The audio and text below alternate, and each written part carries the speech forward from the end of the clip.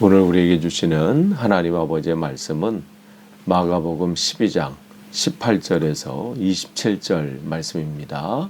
마가복음 12장 18절에서 27절까지 제가 봉독해 드리겠습니다. 부활이 없다고 주장하는 사두개파 사람들이 예수께 와서 물었다.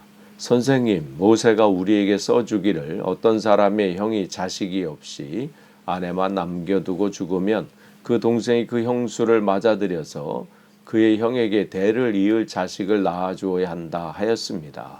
형제가 7이 있었습니다. 그런데 마지가 아내를 얻었는데 죽을 때 자식을 남기지 못하였습니다. 그리하여 둘째가 그 형수를 맞아들였는데 그도 또한 자식을 남기지 못하고 죽고 셋째도 그러하였습니다. 7이 모두 자식을 두지 못하였습니다. 맨 마지막으로 그 여자도 죽었습니다. 그들이 살아날 부활 때에 그 여자는 그들 가운데 누구의 아내가 되겠습니까? 7이 모두 그 여자를 아내로 맞아들였으니 말입니다. 예수께서 그들에게 말씀하셨다. 너희는 성경도 모르고 하나님의 능력도 모르니까 잘못 생각하는 것이 아니냐. 사람이 죽은 사람들 가운데서 살아날 때에는 장가도 가지 않고 시집도 가지 않고 하늘에 있는 천사들과 같다. 죽은 사람들이 살아나는 일에 관해서는 모세의 책에 떨기나무 이야기가 나오는 대목에서 하나님께서 모세에게 어떻게 말씀하셨는지를 너희는 읽어보지 못하였느냐.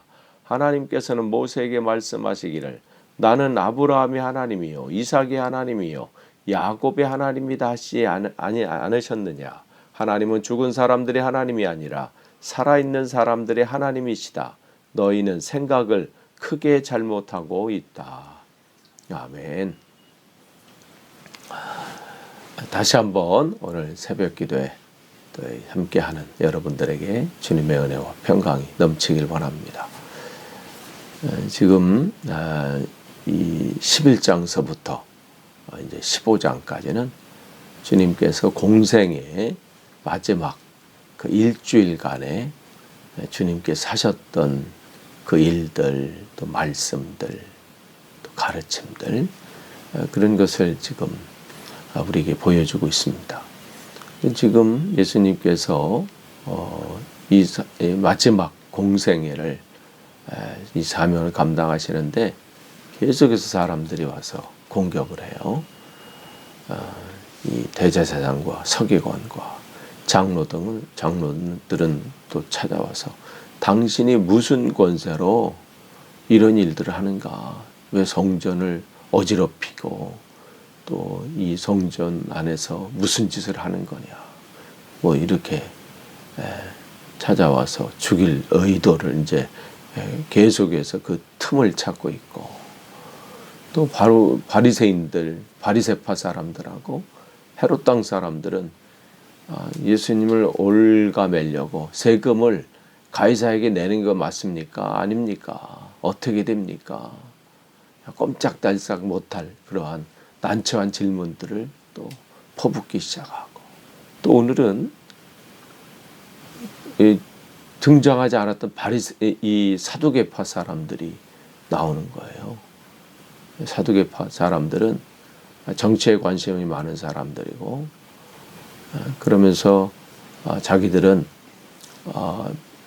다윗 때의 그 제사장이었던 사독, 그 사독의 후계자라 이렇게 해가지고 주로 이제 제사장 그룹들이죠. 그들이 이 정치에 관여하면서 이 로마와 함께 줄 것은 주고 받을 것은 받고 하면서 타협적인 그러한 입장을 취했습니다. 이런 사람들이 지금 찾아와서 지금 예수님한테 또 이런 질문을 하는 거예요. 그러니까 이들은 이 신앙적인 의미에서, 그러니까 정치적인 사회적인 입장에서는 이 굉장한 이 타협을 꾀하지만 이 신앙적인 입장에서는 굉장히 보수적이에요. 그러니까 이들은 모세 오경 창세기서부터 신명기까지 요 5권만 그들은 경전으로 딱 믿고 거기에 나와 있지 않는 것은 믿지 않았어요. 그러니까 이들은 생각하면 거기 부활 얘기도 없고 천사 얘기도 없고 뭐 그리고 또 다음 세대 뭐 내세가 어땠느니 이런 것도 없으니까 그것은 받아들이지 않았습니다. 그러니까 이 거기 나와 있는 거기 써 있는 것만. 반면에 바리새인들은 조상들의 이제 이 내려오는 이 구전들 또 이런 부분들까지도 확장해서 그들은 믿었기 때문에 이 신앙적인 면에서 종교적인 면에서 이 사두개파 사람하고 바리새파 사람들은 늘 대치되어 있었어요. 서로. 오늘 그들이 이제 가지고 온 이 예수님을 난처하게 하고 올가매려고 했던 질문은 뭐냐면 이 구약 성경에 나와 있는 중요한 모세를 통해서 하나님께 주셨는 이 말씀, 그 계대결혼법이라 이렇게 또 얘기하고 형사 취수법이다 이렇게 하잖아요. 그러니까 이 형이 죽었을 때에 그 아내를 동생이 받아서 자식을 대를 잇게 해줘야 된다. 이런 것인데 지금 이 사람들이 한 예를 들면서 7명의 형제가 있었는데 아무도 거기서 자식을 낳지 못했다.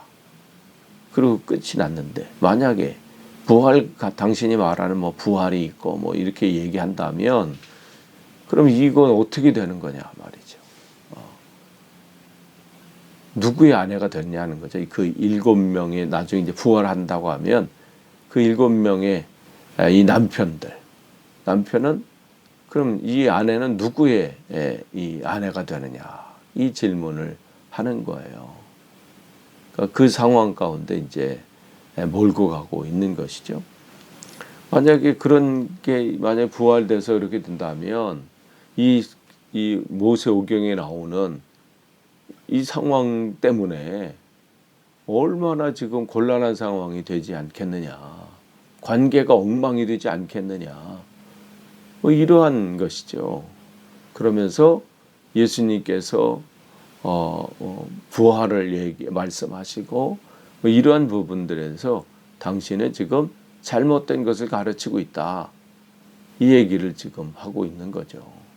그럴 때 주님은 그 말씀을 잘 이제 묵묵히 이제 들으신 다음에 이제 24절 말씀 보시면 그들에게 이제 비로소 이제 말씀하시죠. 그들은 이제 기대하기는 이제 꼼짝없이 그들은 이제 걸려들었겠다 이 생각을 한 거예요. 그 전에 바리새인이나 헤롯 땅에 질문했을 때 이 로마 황제에게 세금을 바치는 것이 옳습니까 아닙니까? 이때도 사실은 그들은 이 정도의 공격이고 이 정도로 하면 이 사람은 이제 꼼짝없이 이제 걸려들었다 했는데 사두개인들도 그 소식을 들었겠지요. 그러니까 이제 다시 이제 그들이 와서 자기들 차례다 이렇게 해서 뭐 생각할 수도 있어요. 이번엔 우리가 한번 해보겠다. 그런데 이제 주님께서 말씀하시죠. 당신들은 성경도 모르고 하나님의 능력도 모른다.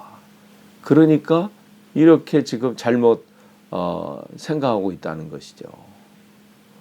성경도 모르고 이 얘기는 성경도 모르고 이 얘기는 뭐냐면 당신들이 지금 믿고 있고 확신하고 있는 그 모세오경 안에도 부활의 말씀이 있다는 거예요. 그냥 자기들이 좋은 대로 해석하고 판단해서 이건 이런 거야 이런 것이 아니라 당신들은 지금 사두개파 사람들은 이 말씀을 성경을 지금 제대로 읽지 못하고 그러니까 이해를 못하고 있다는 것이죠.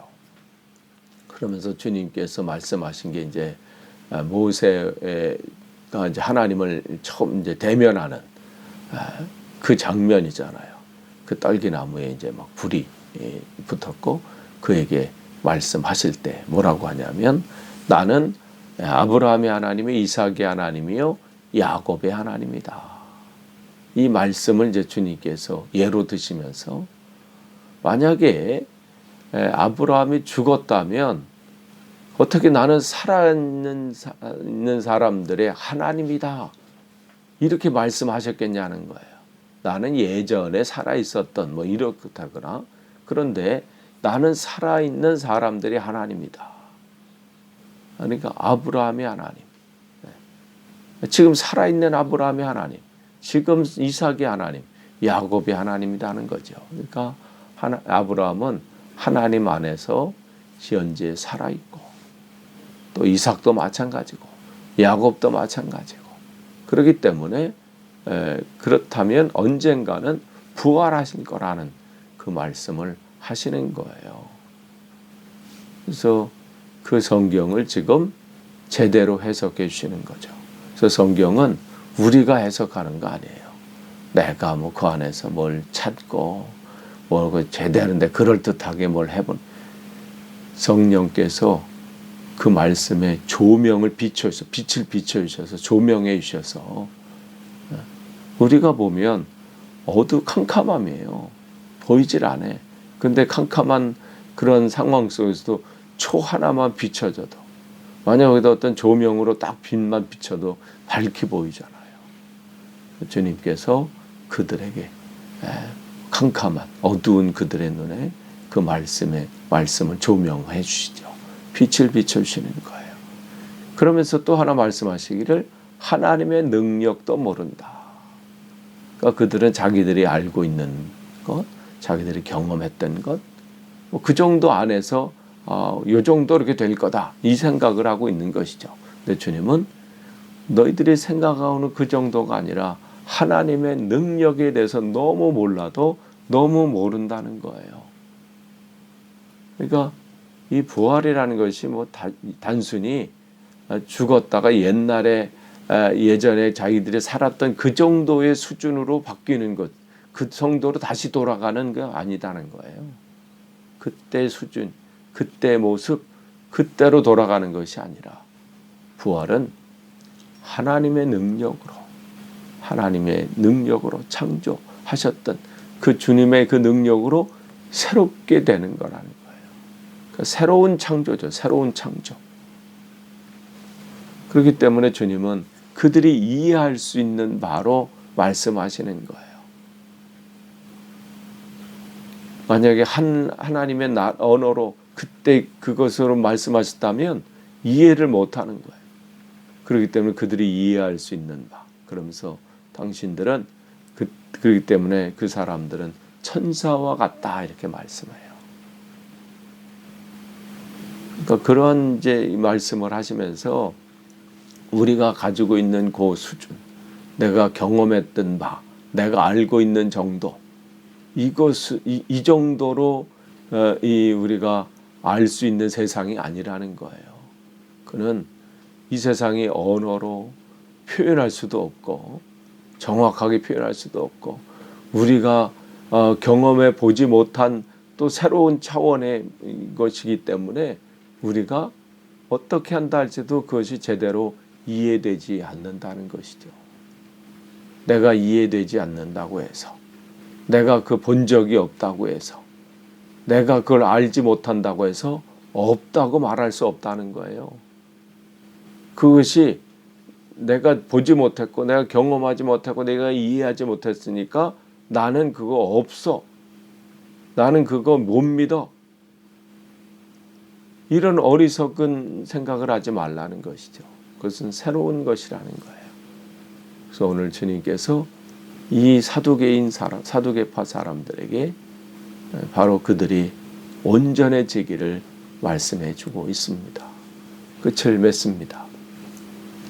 오늘도 우리가 이 신앙 생활을 할 때 주님께서 우리의 눈을 열어주시고 또 우리의 생각과 우리의 마음의 문을 온전히 두드려 주셔서 새로운 것들이 깨달아지고 또 그동안 우리가 보지 못했던 것이 보여지고, 그래서 새로운 세계의 열림으로 또 그 안에서 더 믿음이 확고해지고 또 이 믿음의 여정 가운데서 승리하기를 우리가 원합니다. 주님은 그렇게 우리가 되기를 원해요. 그냥 우리 안에 그 내가 가지고 있는 짤막한 그 안에서 갇혀서 헤매이는 것이 아니라 더 넓어지길 원하시고 더 그 안에서 더 풍성한 은혜를 누리시길 원하십니다. 오늘도 여러분이 주님의 여러분의 마음에 또 여러분의 삶의 조명해 주심으로 여러분의 인생이 더 풍성해지기를 간절히 축원합니다. 기도하겠습니다. 하나님 감사합니다. 오늘도 새로운 하루를 허락해 주시고 또 주님 안에서 또 말씀 안에서 또 우리는 새롭게 또 깨닫게 하시니 감사합니다. 한 걸음 한 걸음 우리의 삶이 살아갈 때마다 주님의 은혜로 새롭게 되어지고 더 주님의 뜻을 밝히 알아지는 삶이 되게 하옵소서. 예수님의 이름으로 기도합니다. 아멘.